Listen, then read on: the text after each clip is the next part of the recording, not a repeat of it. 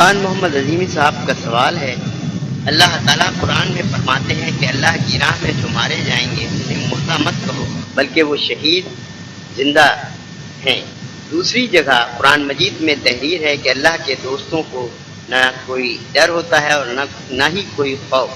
اس کا مطلب یہ ہوا کہ اللہ کے نیک مومن بندے جب اس دنیا سے پردہ کر جاتے ہیں تو پردہ کر جانے کے باوجود بھی زندہ ہیں۔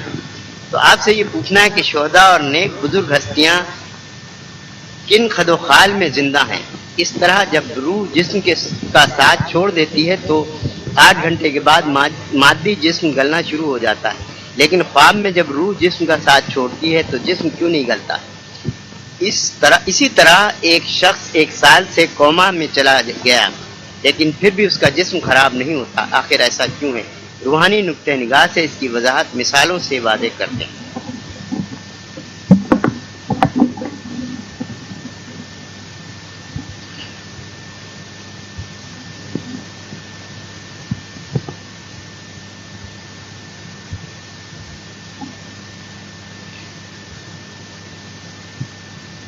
بسم اللہ الرحمن الرحیم۔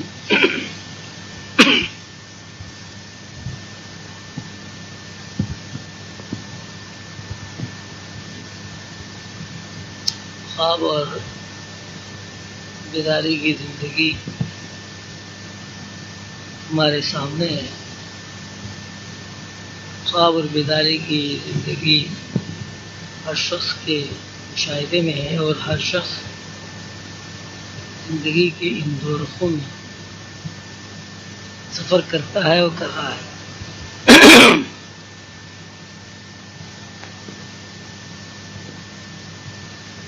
خواب کی زندگی ہمیں بتاتی ہے کہ باوجود کہ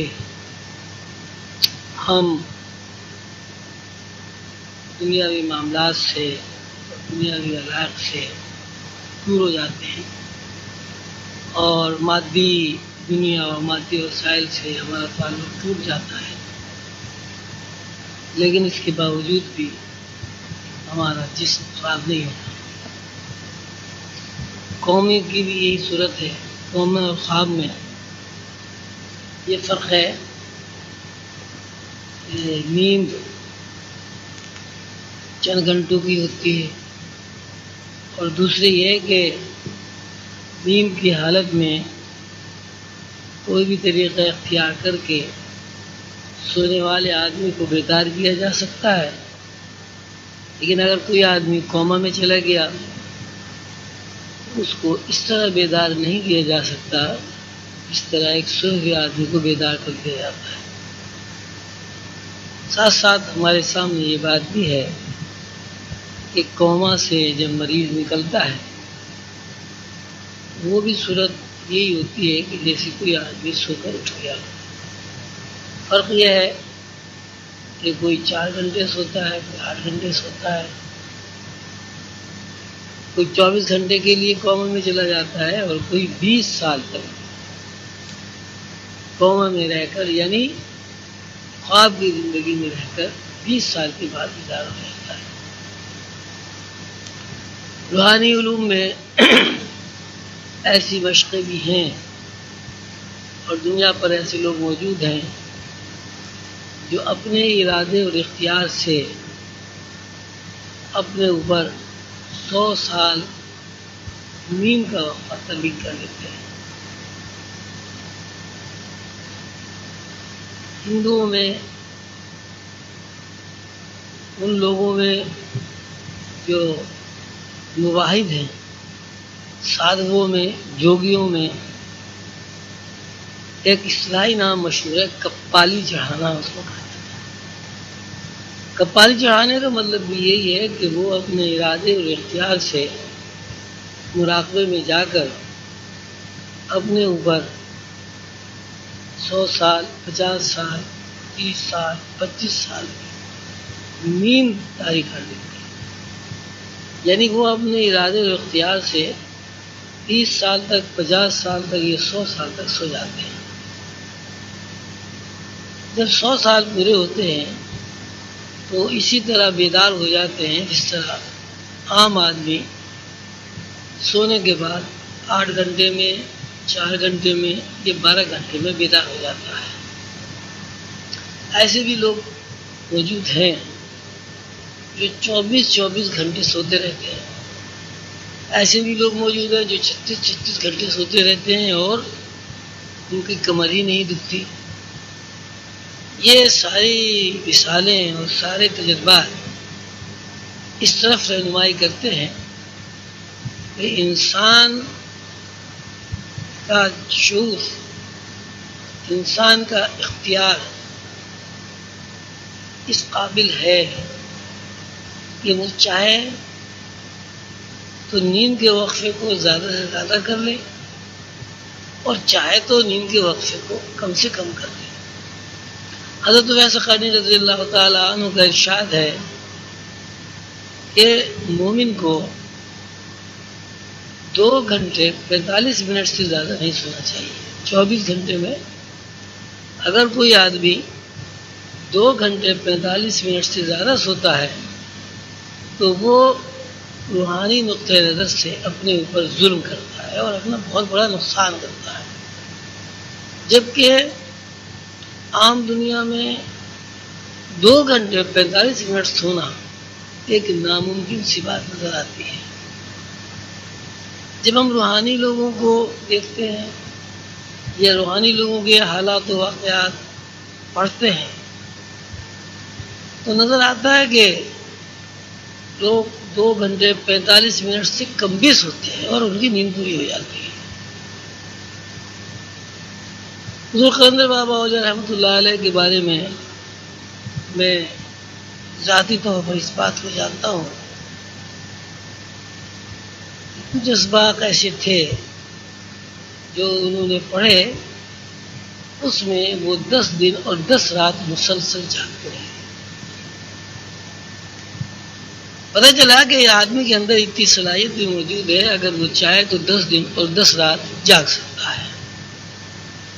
یہ صورت قرآن پاک کے بیان کردہ حالات میں حضرت موسیٰ علیہ السلام ہمارے سامنے ہیں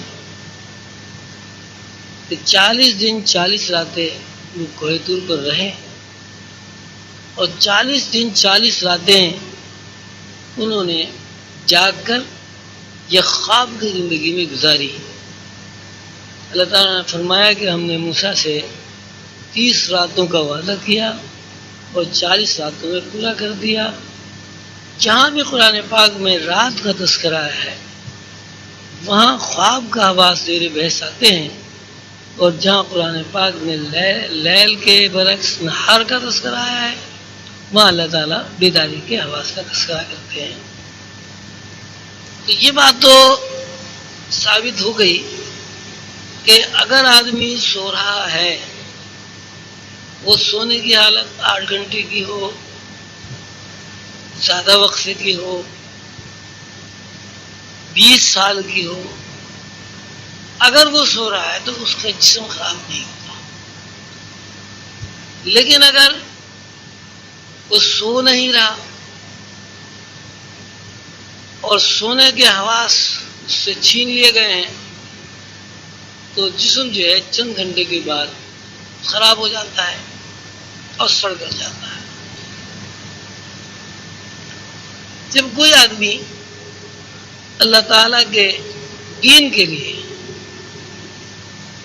اللہ تعالیٰ کے لیے، اللہ تعالیٰ کے احکامات کو پھیلانے کے لیے اپنی جان کا نذرانہ پیش کر دیتا ہے تو اس کا مطلب یہ ہوتا ہے کہ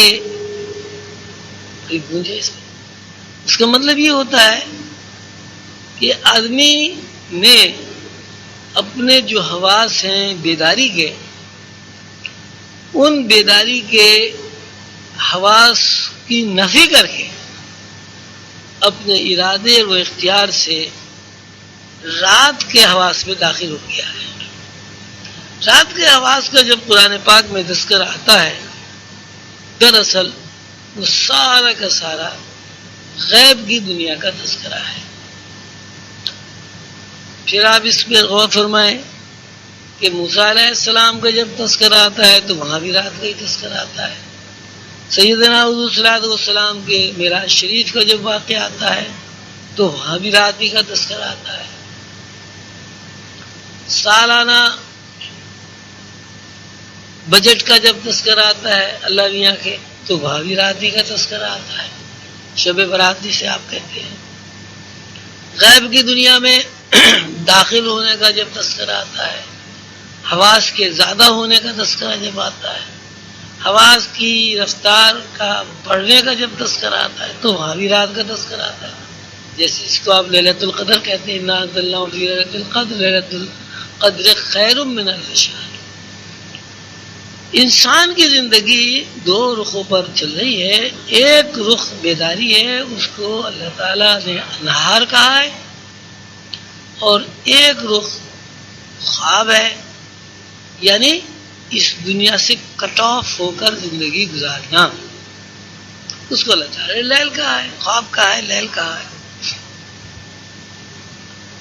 تو خواب کی حالت میں ٹائم اسپیس کی گرفت ٹوٹ جاتی ہے، بیداری کی حالت میں ٹائم اسپیس کی گرفت میں بند ہو جاتے ہیں. تو شہداء جو ہیں ان کا تعلق، چونکہ انہوں نے اپنے مادی وجود میں رہتے ہوئے، دن کے حواس میں قائم رہتے ہوئے، دن کے حواس کی نفی کر کے اللہ تعالیٰ کے لیے اپنی جان کا نذرانہ پیش کیا، اس لیے ان کے اوپر رات کے حواس کا غلبہ ہو جاتا ہے. اس کا مطلب یہ ہوا کہ ایک شہید آدمی مرتا نہیں ہے، دراصل رات کے حواس میں منتقل ہو جاتا ہے. کیونکہ وہ مرتا نہیں ہے اور رات کے حواس میں منتقل ہو جاتا ہے. تجربہ یہ ہے کہ رات کے حواس میں انسان کا جسم خراب نہیں ہوتا، بلکہ انسانی جسم کو ایک خاص قسم کی فیلنگ ملتی ہے. ایک آدمی دن بھر کام کرتا ہے، وہ تھک کے چور ہو جاتا ہے، 2 گھنٹے کے لیے سو جاتا ہے. سونے کے بعد جب اٹھتا ہے اتنا فریش ہوتا ہے کہ لگتا ہے کہ جیسے اس نے کوئی کام ہی نہیں کیا.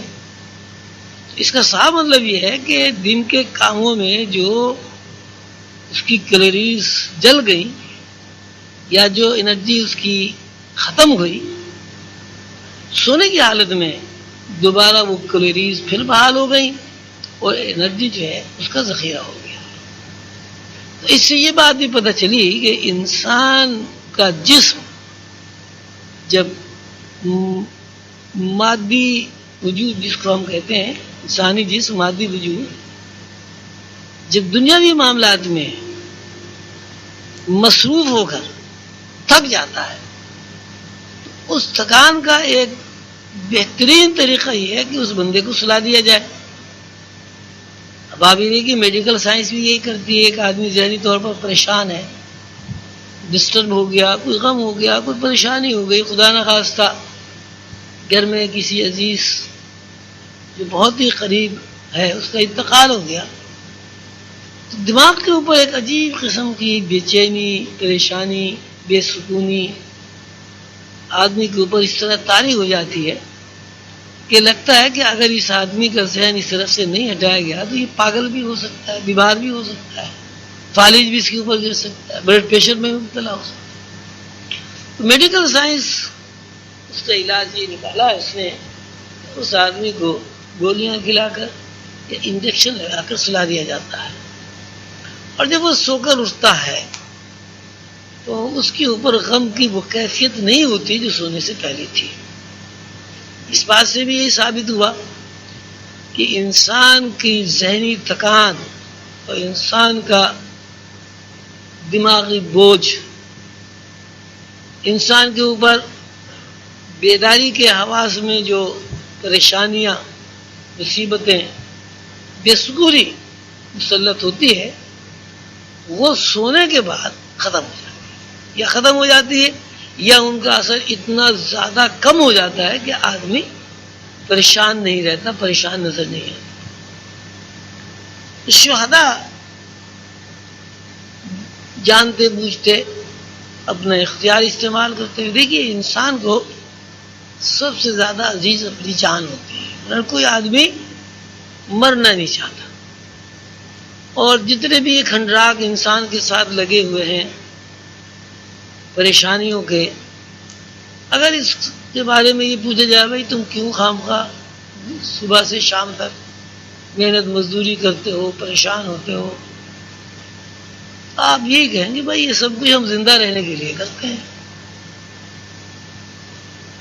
تو انسان زندہ رہنے کے لیے رات دن کوشش کرتا ہے، جدوجہد کرتا ہے۔ جب زندہ رہنے کے لیے رات دن جدوجہد اور کوشش کرتا ہے تو اس کا مطلب یہ ہوا کہ وہ مرنا نہیں چاہتا، یعنی اپنے باطنی وجود کو قائم رکھنے کے لیے وہ مرنا نہیں چاہتا۔ جب وہ مرنا نہیں چاہتا تو اس کا مطلب یہ وہ باطنی وجود کو قائم رکھنا چاہتا ہے۔ جب باطنی وجود کو قائم رکھنا چاہتا ہے اس کا مطلب یہ ہے کہ وہ دنیا میں رہنا چاہتا ہے۔ جب دنیا میں رہنا چاہتا ہے اس کا مطلب ہے دنیا بھی جتنے بھی وسائل ہیں، ضروریات ہیں، ان کو وہ حاصل کرنا چاہتا ہے۔ اگر وہ زندہ نہ رہنا چاہے تو زمین کے اوپر جو وسائل ہیں وہی زیر بحث نہیں آئیں گے۔ زمین کے اوپر جتنے وسائل ہیں، مثلاً کھیتی باڑی ہے، مثلاً پھل ہیں، فروٹ ہیں، مثلاً ہوا ہے، گھروں کا بنانا ہے، شادی ہے، بیاہ ہے، بچے ہیں، والدین ہیں، دوست احباب ہیں، یہ سب اصل میں زندگی کی ایک ضروریات ہے۔ اگر یہ سب نہ ہو تو زندگی بیکار ہے۔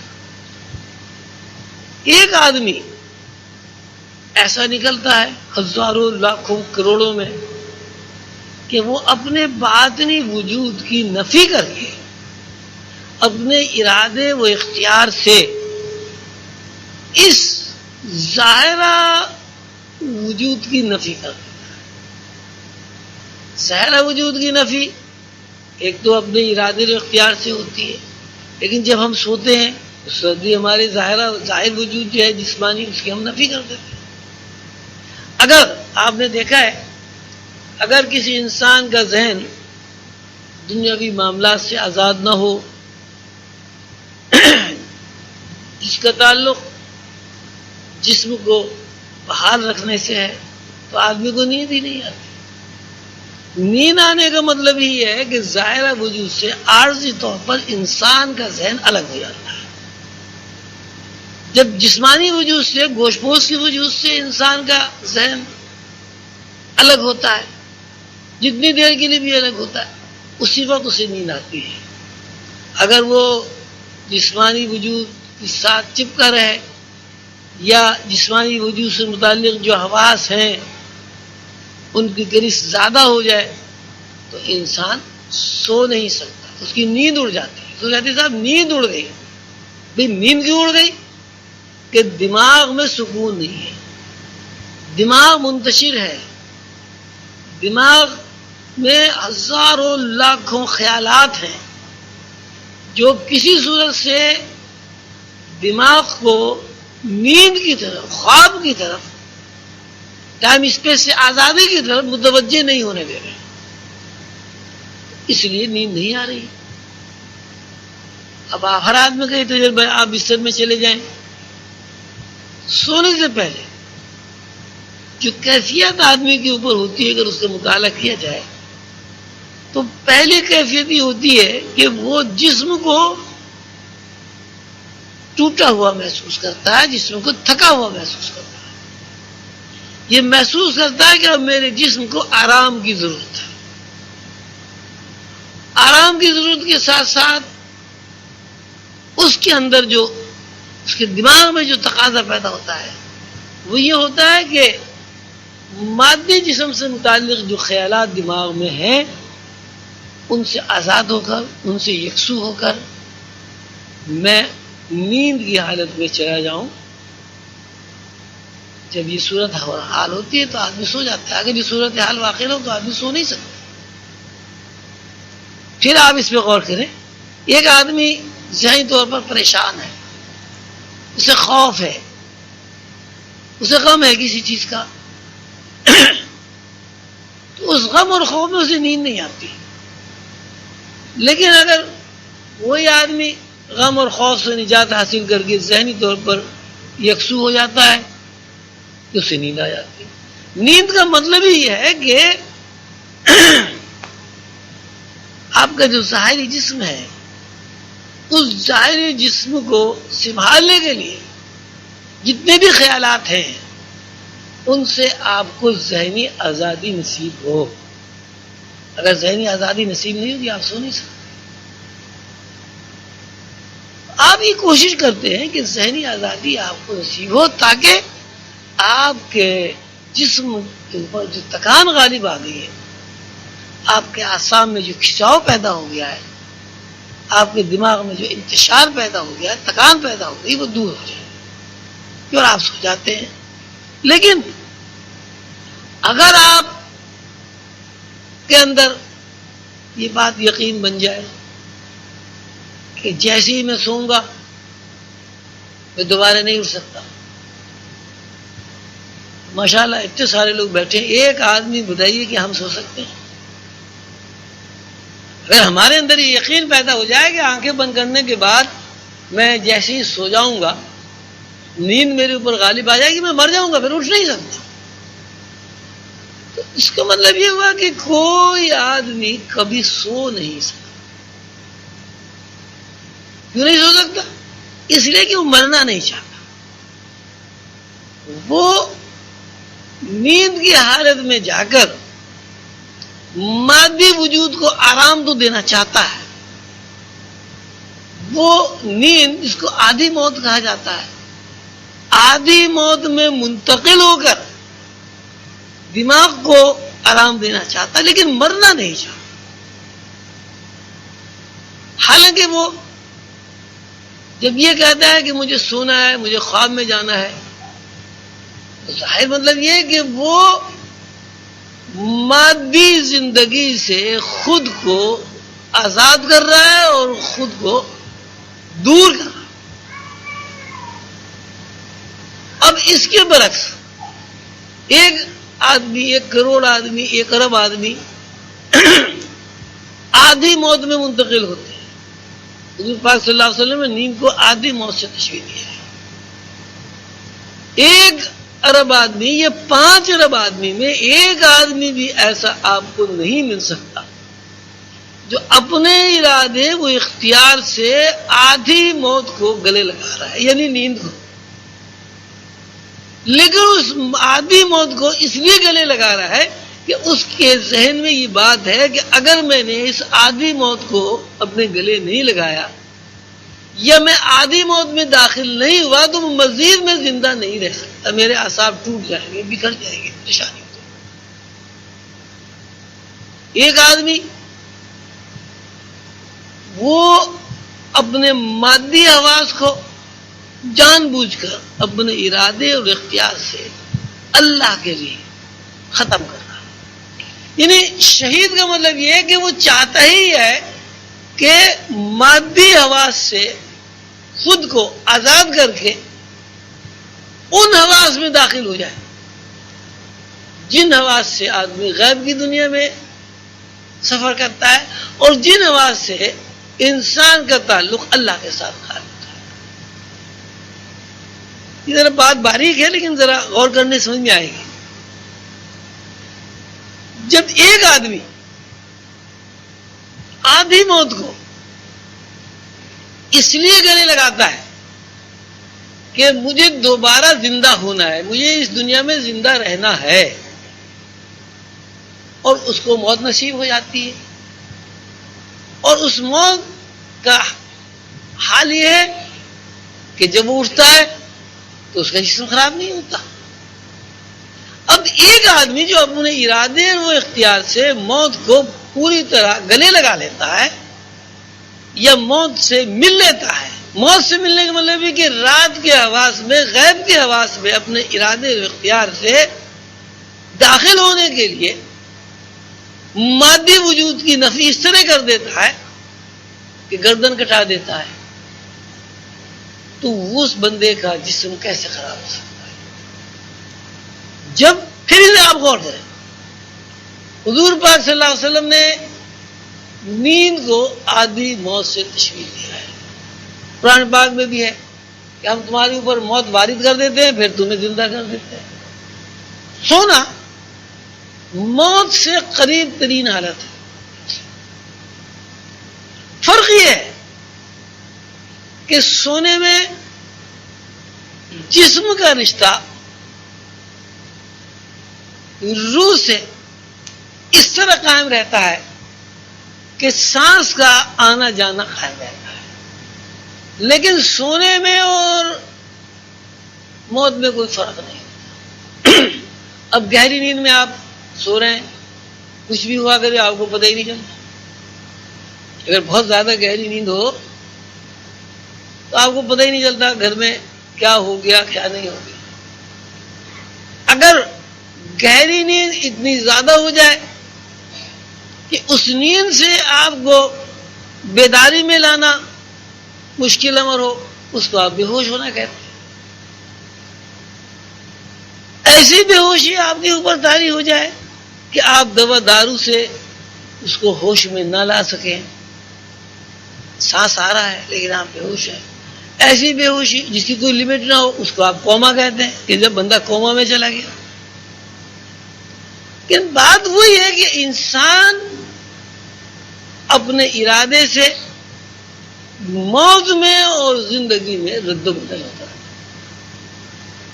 اللہ تعالیٰ خود فرماتے ہیں یخرج الحی من المیت و یخرج المیت من الحی, کہ ہم موت سے زندگی نکالتے ہیں اور زندگی سے موت نکالتے ہیں. یعنی ایک آدمی سو گیا, سونے کا مطلب ہے کہ موت سے قریب ترین زندگی میں وہ چلا گیا. سونے کے بعد بیدار ہو گیا, اس کا مطلب ہے کہ موت سے قریب تر ہو کر واپس زندہ ہو گیا. کہ موت زندگی سے نکل رہی ہے اور زندگی موت سے نکل رہی ہے.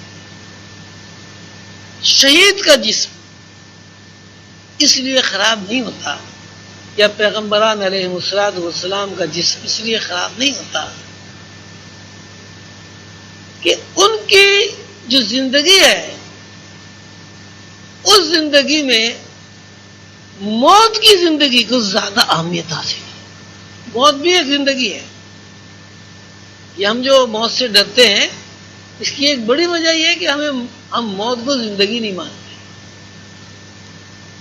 اب آپ یہ دیکھیں کہ آپ عالم ارواح میں پیدا ہوئے, سب لوگ جانتے ہیں کہ بھئی اللہ تعالیٰ حکم کا روح ہے بن کے.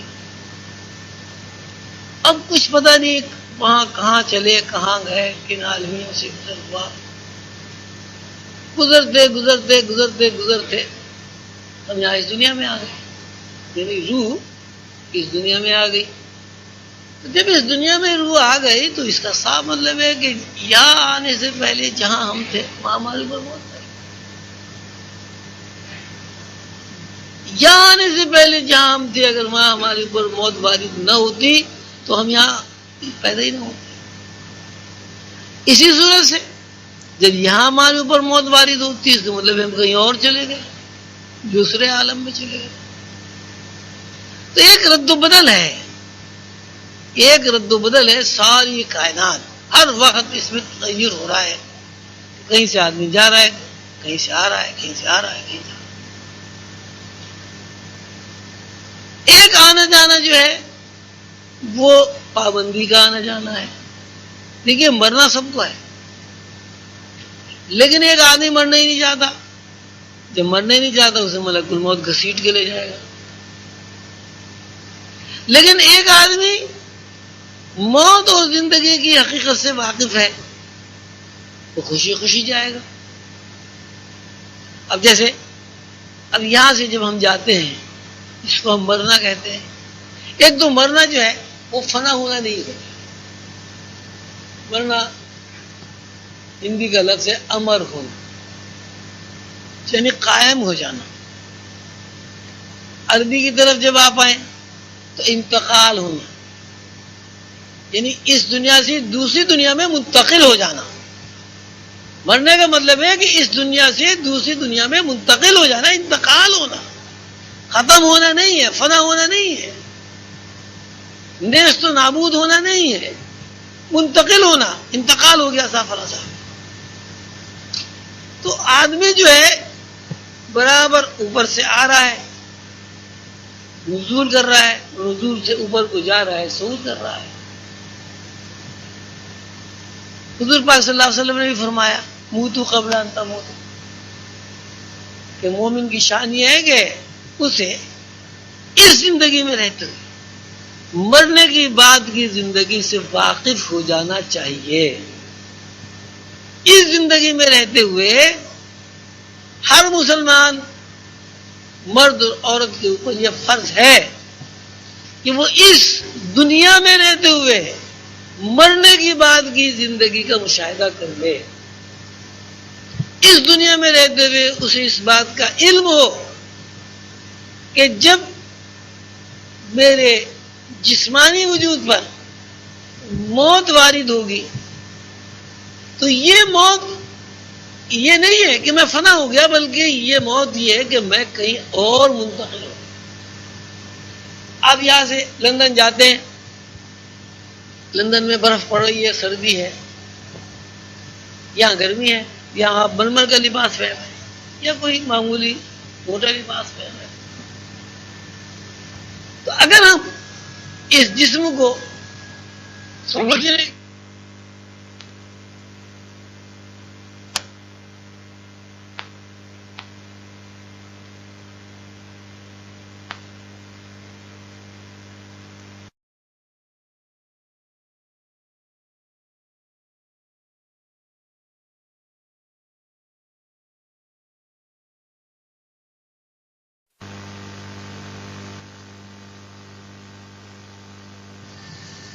بیمار ہو آپ کو جسم میں دانے دانے ہو. لندن میں جانے کے بعد آپ یہی لباس پہن لیں، آپ کو لوں گی آپ بیمار ہو. تو اس گوشت پوش کے جسم کو اگر ہم خوب سمجھ لیں تو اس کو مطلب ہے کہ یہ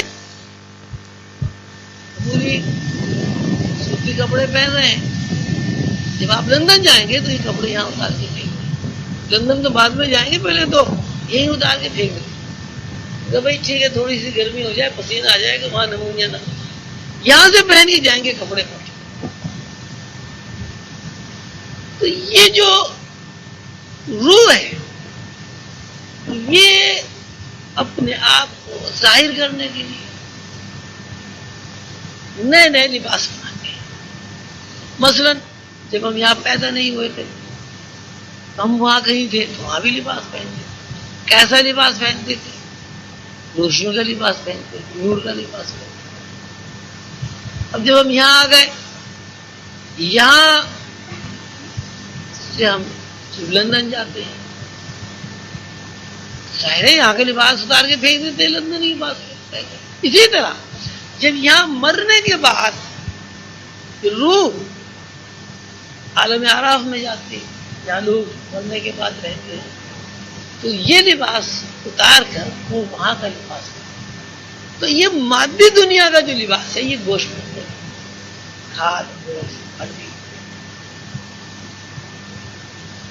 ایک صورت یہ ہے کہ روح اس جسم کو اتار کر پھینک دیتی ہے، بالکل پھینک دیتی، اس سے کوئی تعلق ہی نہیں رہتا.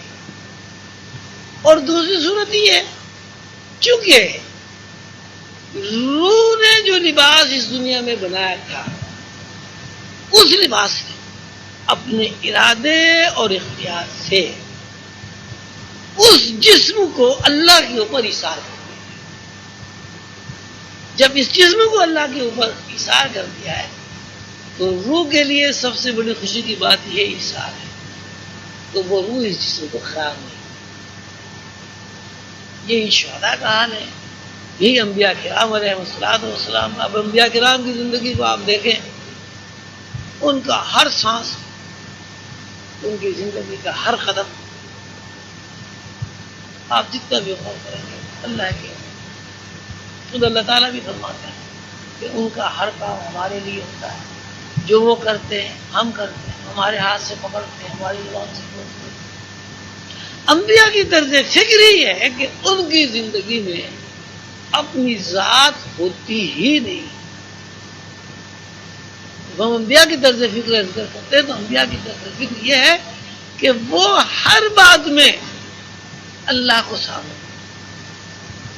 یعنی ایک عام آدمی کہ اور آپ خود سوچتا ہے کہ میں نے ایسا کیا، میں نے ایسا کیا، میں ایسا کروں، میری ساتھ اس نے ایسا کر دیا۔ انبیاء کی طرز فکر اس کے بالکل برعکس ہے۔ انبیاء کہتے ہیں میرے اللہ نے چاہا تو ایسا ہوا، میرے اللہ نے مجھے کھانا کھلایا، میرے اللہ نے مجھے پانی پلایا، میرے اللہ نے مجھے زندگی عطا کی، میرے اللہ نے اپنے لیے مجھے منتخب کر کے اپنا کام مجھ سے لیا۔ جبکہ عام طرز فکری ہے کہ میں نے کیا، ہم نے یہ کر دیا، ہم نے وہ کر دیا، ہم نے وہ کر دیا، ہمارا کاروبار، ہمارا گھر، ہماری بیٹا، ہماری ماں، ہمارا باپ، ہماری اولاد، ہماری دولت۔ حالانکہ سب غلط ہے۔ اگر آپ کی دولت ہے تو آپ اسے چھوڑ کیسے دیتے ہیں مرتے؟ اگر اولاد آپ کی ہے تو مرنے کے وقت اولاد آپ کو کیوں نہیں روک لیتی؟ جب اولاد مر جاتی ہے، اگر آپ کی اولاد ہے تو آپ اسے مرنے کیوں دیتے ہیں؟ کچھ آپ یہاں دنیا میں کر لیں، لیکن جب آپ کا سفر ختم ہو جائے گا اور اس دنیا سے دوسری دنیا میں منتقل ہو، تو جتنی بھی چیزیں ایسی ہیں جس کو آپ اپنا کہہ رہے ہیں، اس میں سے ایک بھی آپ کی چیز نہیں۔ آپ یکا و تنہا ہر چیز چھوڑ کر یہاں سے رخصت ہو جاتے ہیں۔ بھائی جب آپ کی سب چیزیں ہیں تو آپ اسے کیسے چھوڑ دیں؟ تو اس میں مطلب آپ کا کچھ بھی نہ آپ کی بیوی ہے، بیوی جہاں بڑی محبت کرتی ہے تو کیوں نہیں خاوند کو روک لیتی ہے؟ خاوند کیوں محبت؟ شوہر بیوی سے محبت کرتی، بیوی مر جاتی، خاوند کو نہیں روک سکتا۔ سب سے زیادہ اولاد کی محبت ہوتی ہے، اولاد کے لیے آدمی اپنی عاقبت بھی خراب کر دیتا ہے، دین بھی خراب، دنیا بھی خراب۔ اولاد کے لیے کتنی بیمانیاں، پریشانیاں، اللہ سے بغاوت، وہ آپ دیکھیں اس میں زیادہ تر عمل دخل بچوں کے لیے۔ بچوں کے لیے آدمی سب کچھ کر گزرتا ہے، لیکن جن بچوں کے لیے وہ سب کچھ کر گزرتا ہے، جب آدمی مرتا ہے وہ بچے اسے روک نہیں سکتے۔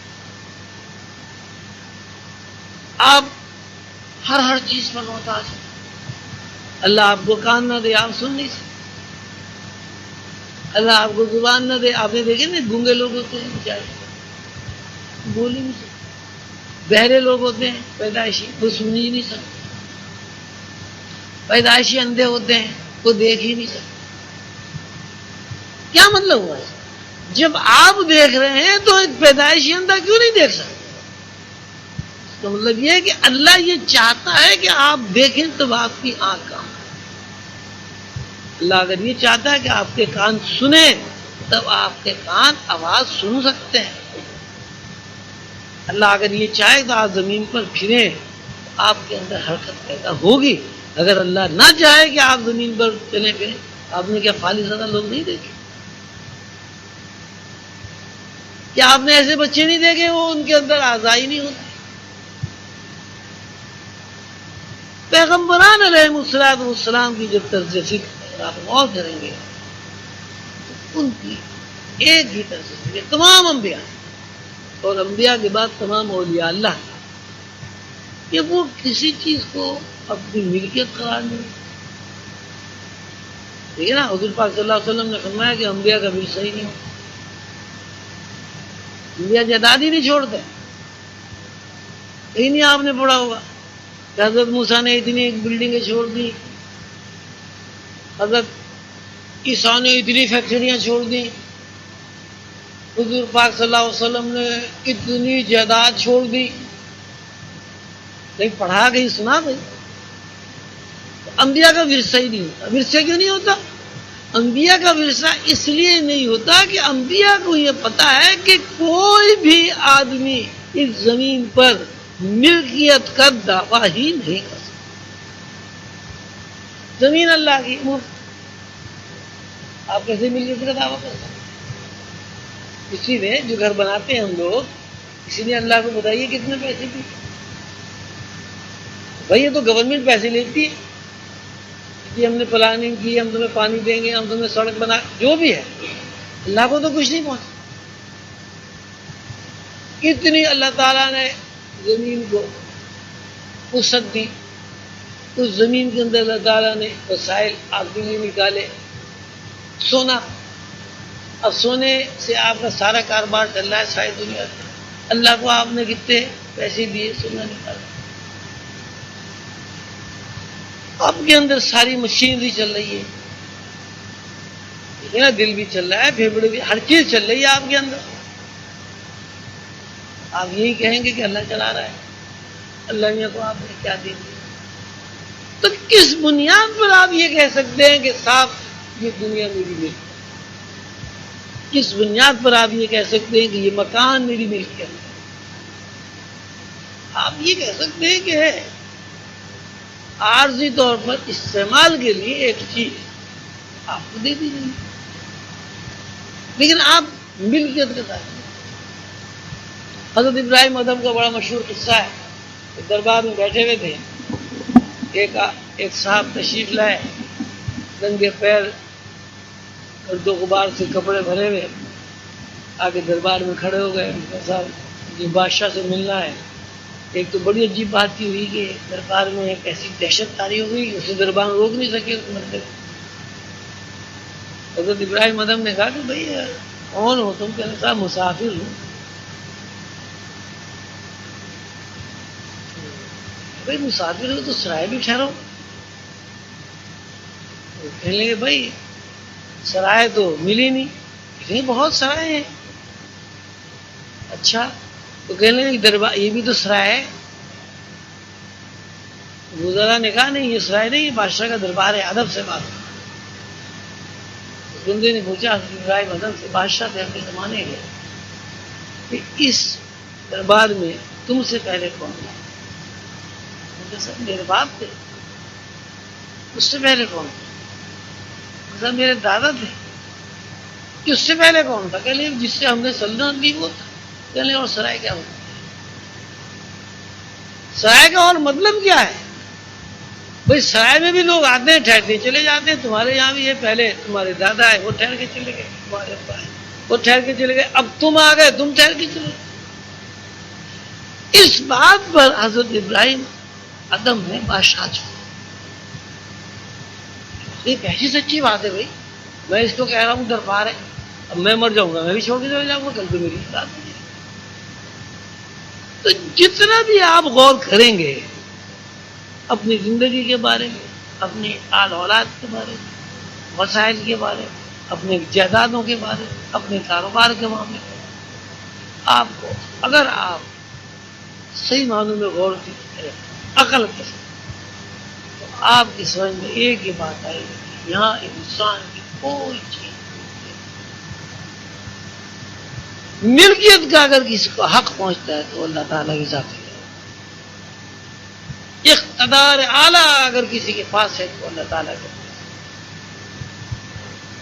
جب کوئی بندہ اس طرز فکر کا حامل ہو جاتا ہے کہ ہر چیز اللہ کی ہے، تو ظاہر ہے اس کے ذہن میں یہ بات بھی آئے گی یہ جسم بھی اللہ کا ہے، یہ گوشت پوش کا جسم پیدائش کے عمل کو وہ دیکھتا ہے، وہاں بے بس نظر آتا ہے.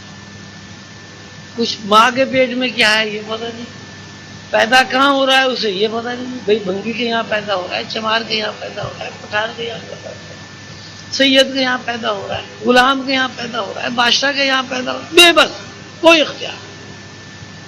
اگر اختیار ہے تو بتائیں بھائی آپ. جہاں پیدا اللہ نے کرنا ہے وہیں پیدا ہونا ہے. پیدائش بھی کوئی اختیار نہیں.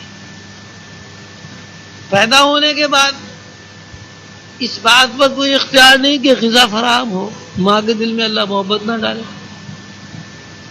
ماں کے سینے کو اللہ دودھ سے نہ بھر دے، مر جائے گا یا زندہ رہے گا؟ بھئی اگر ماں کے دل میں چھوٹے بچے کی اللہ محبت نہ ڈالے، ممتا نہ ڈالے، وہ بچہ زندہ رہ سکتا ہے؟ تو اس کا مطلب ہے اللہ نے جب زندہ رکھنا چاہا تو ماں کے دل میں محبت ڈال دی. پھر وہ بڑا ہوا. اب بڑا ہونے میں بھی یہ کہ ایک توازن کے ساتھ اس کے ہاتھ بھی بڑھے، پیر بھی بڑھے، دماغ بھی بڑھا. ایسے بھی لوگ ہیں جو بالکل پاگل ہوتے ہیں، عقل و شعور ہی نہیں ہوتا. یہاں بھی اللہ ہی کا معاملہ ہے کہ اللہ نے عقل و شعور دی. پھر عقل و شعور دینے کے بعد عقل و شعور کا استعمال بھی سکھایا. اگر دنیا کے وسائل ہی نہ ہوتے تو آپ عقل و شعور کہاں استعمال کریں؟ بھئی ایک اللہ لکڑی پیدا نہ کرتا اللہ تعالیٰ، آپ فرنیچر کہاں سے بنا؟ اللہ تعالیٰ روئی پیدا نہ کرتا، آپ کپڑے کہاں سے بنا؟ اللہ تعالیٰ مٹی پیدا نہ کرتا، آپ گھر کہاں سے بنا؟ یعنی جتنے بھی آپ غور کریں گے تو ایک ہی بات آپ کی سمجھ میں آئے گی کہ انسان کا جسم ایک عارضی شے ہے اور اس عارضی شے کو اللہ نے سہارا دیا. جب تک اللہ سہارا نہیں رکھتا ہے آدمی زندہ رہتا ہے، اور جب اللہ تعالیٰ سہارا ختم کر لیتا اس دنیا سے، وہ یہاں مر جاتا پھر دوسری دنیا میں پیدا. انبیاء علیہ السلام کی طرز فکر بھی یہی ہے کہ وہ ہر کام کو اللہ کی طرف بتاتے ہیں. ہر معاملے میں وہ کیا رواف اللہ سوچتے ہیں. جو بھی وہ کام کرتے پہلے اللہ ذہن میں آتا ہے، پھر کام ہوا. مطلب ہمیں رزق اللہ نے دیا، اولاد ہمیں اللہ نے دی، بیوی ہمیں اللہ نے دی، گھر ہمیں اللہ نے دی. ہم یہ کہتے ہیں گھر ہم نے بنایا. پھر تو نے گھر کیسے بنا لیا؟ تیرا تو اپنا وجود ہی جو ہے وہ مسئلہ بنا ہوا ہے کہ تو کہاں سے آ گیا بھائی، تو کیسے پیدا ہو؟ جب کوئی آدمی اپنی مرضی سے پیدا نہیں ہو سکتا تو وہ اپنی مرضی سے دنیا میں رہ کیسے سکتا ہے؟ اچھا اپنی مرضی سے وہ رہ بھی نہیں سکتا تو دنیا کی زندگی اپنی مرضی سے کیسے گزار سکتا؟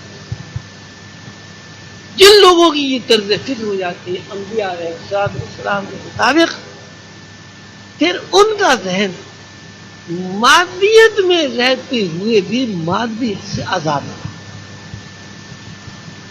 اب جب ذہن مادیت میں رہتے ہوئے مادیت سے آزاد ہو گیا تو یہ جو مادی جسم جو ہے، جب اس کی طرف ذہن رہا ہی نہیں اور اس مادی وجود کا سارا تعلق اللہ کے ساتھ قائم ہو گیا، تو جس چیز کا اللہ کے ساتھ براہ راست تعلق قائم ہو گیا وہ چیز خراب ہو گئی.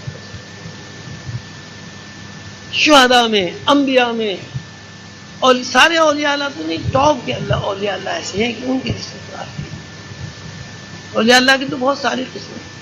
وہ اولیاء اللہ جن کا ذہن رسول اللہ صلی اللہ علیہ وسلم کے ساتھ وابستہ ہو جاتا ہے، وہ اولیاء اللہ جو اس طرح سوچتے ہیں جس طرح انبیاء کرام علیہ الصلوۃ والسلام سوچتے ہیں، ان کا بھی خراب.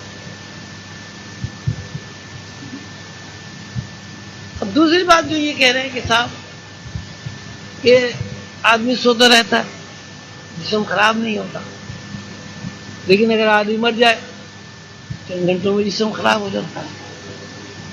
اس کی وجہ بھی ہے، اس کی وجہ یہ ہے کہ جب تک آدمی سوتا رہتا ہے روح اس جسم کی حفاظت کرتی ہے، اور جب آدمی مر جاتا ہے تو روح اس جسم کو چھوڑ. اس لیے کہ انسان نے اس مادی وجود میں، مادی جسم میں اتنا زیادہ روح کو پریشان کر دیا ہوتا ہے کہ روح عاجز ہو جاتی ہے. تو وہ جیسے ہی آدمی مرتا ہے وہ اللہ کی طرف سے نظام ہے، کیونکہ اس نظام میں اس کو چھوٹ مل گئی ہے، تو وہ اس سڑان سے اس تعاون سے جان چھڑانے کی کوشش کرتی ہے. جیسے ہی اس تعاون سے وہ جان چھڑانے کی کوشش کرتی ہے وہ تعاون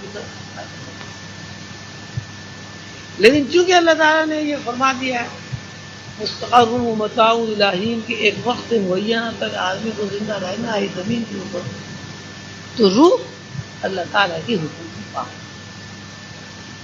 حضور قندر بابا رحمۃ اللہ علیہ نے مجھے ایک واقعہ سنایا. حضرت باؤدین ذکریہ رحمۃ اللہ علیہ بیمار ہو گئے، اسی طرح ٹھیک نہیں ہوئے، مرض الموت میں داخل ہو گئے، تو سب پریشان تھے بچے. تو دروازے پر دستک ہوئی، ایک بزرگ آئے اور انہوں نے ایک لفافہ دیا. وہی اپنے والد صاحب کو ہی دی۔ انہوں نے وہ خط پڑھا، خط پڑھنے کے بعد اپنے بیٹی سے کہا کہ میرا سلام عرض کریں اور یہ کہیں کہ آدھے گھنٹے کے بعد آپ تشریف۔ اس آدھے گھنٹے میں انہوں نے جو بھی کچھ اپنا نصیحت کرنی تھی، امانتیں واپس کرنی تھی، توبہ استغفار کرنا تھا، نماز روزہ جو بھی انہیں کرنا تھا وہ آدھے گھنٹے میں پورا کر لیا، اور اس کے بعد ان کا انتقال ہو گیا۔ قبر میں ان کو رکھ دیا گیا۔ واپس آئے، واپس آ کے بڑے بیٹے کو خیال آیا کہ وہ بزرگ آئے تھے، وہ کون تھے؟ ابا نے کہا کہ بھائی آدھے گھنٹے کے بعد واپس آئے۔ وہ خط پڑھ کے انہوں نے تکیے کے نیچے رکھ دیا تھا۔ بڑے صاحبزادے نے جب تکیہ اٹھایا تو اوپر تھوڑا موجود تھا۔ انہوں نے اس کو پڑھا، اس نے لکھا تھا کہ میں اللہ کی طرف سے آپ کی خدمت میں حاضر ہوا ہوں، اللہ تعالیٰ نے آپ کو یاد فرمایا ہے، آپ کا کیا ہو؟ نیچے لکھا تھا اسرائیل ملک۔ انہوں نے اگر ذکر احمد خان نے سب پڑھا اور لکھا بھی آدھے گھنٹے کے بعد آنا، وہ آدھے گھنٹے کے بعد۔ اب دیکھیے جسمانی وجود ہم سب میں بھی ہے، ہمیں ملک الموت گھسیٹ کے لے جاتا ہے، ہم جانا نہیں چاہتے، وہ ہمیں گھسیٹ کر لے جاتا ہے، لیکن وہ اولیاء اللہ اس انتظار میں رہتے ہیں کب اس قید سے جان چھوٹے۔ وہاں ملک الموت بھی آتا ہے تو حکم کا انتظار کرتا ہے، اجازت سے لیے۔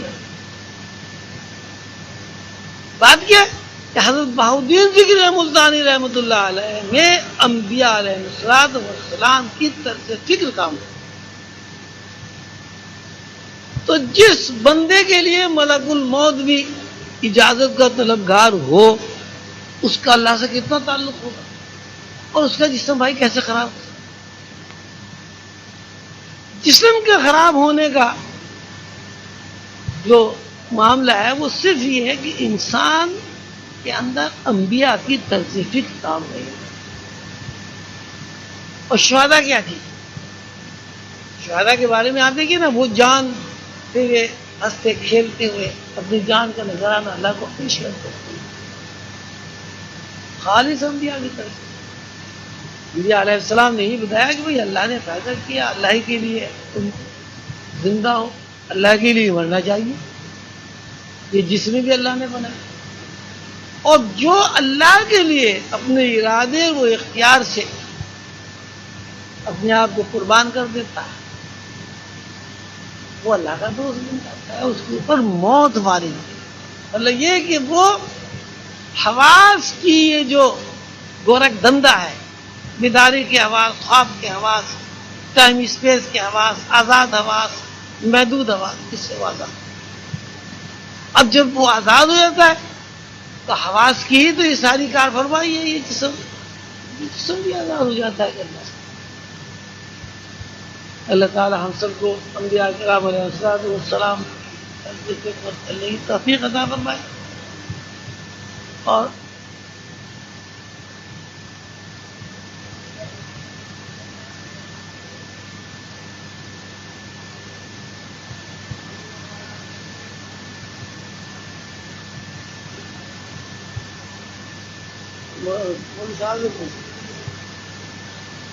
عالم دین ہو ان کو پوچھیں گے۔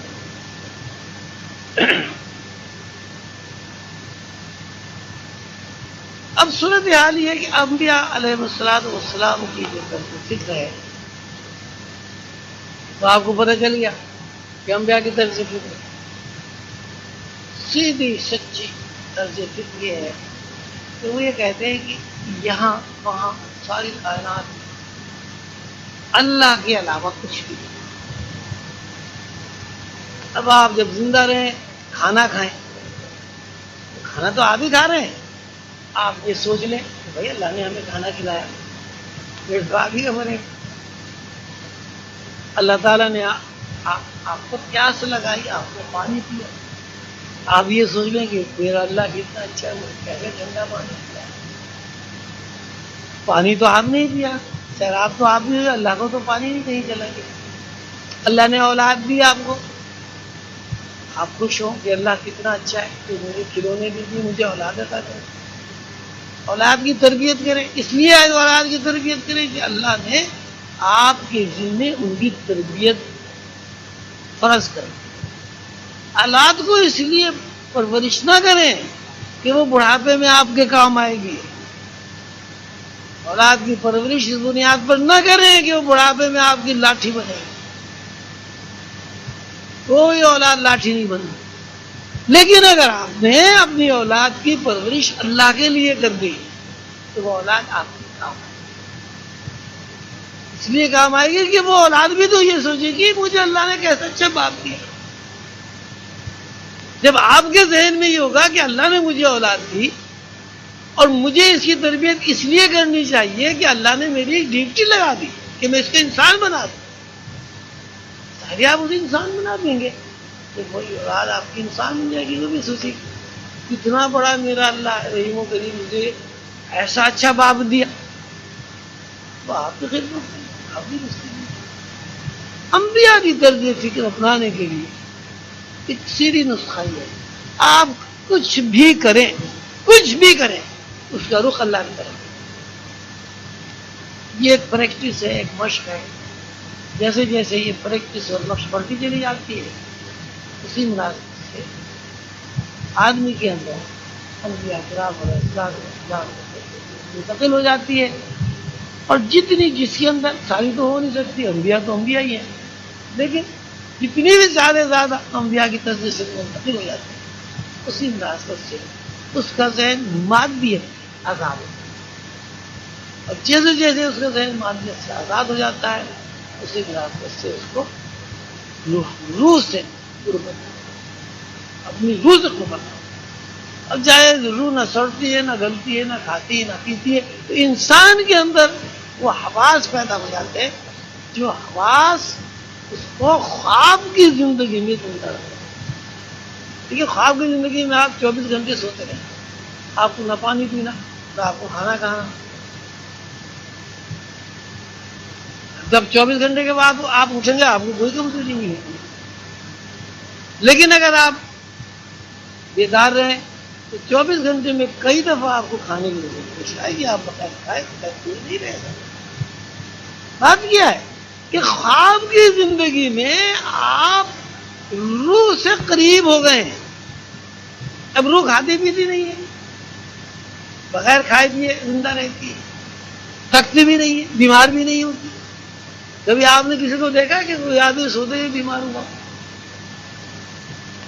اب جب آپ بیداری میں آ جاتے ہیں تو ظاہر ہے آپ روح سے دور ہو جاتے ہیں، اور جیسے جیسے آپ روح سے دوری واقع ہوگی اسی حساب سے آپ کو پریشانی بھی ہوگی، آپ بیمار بھی ہوں گے، آپ کو دماغ سے خوشحال بھی ہوگا۔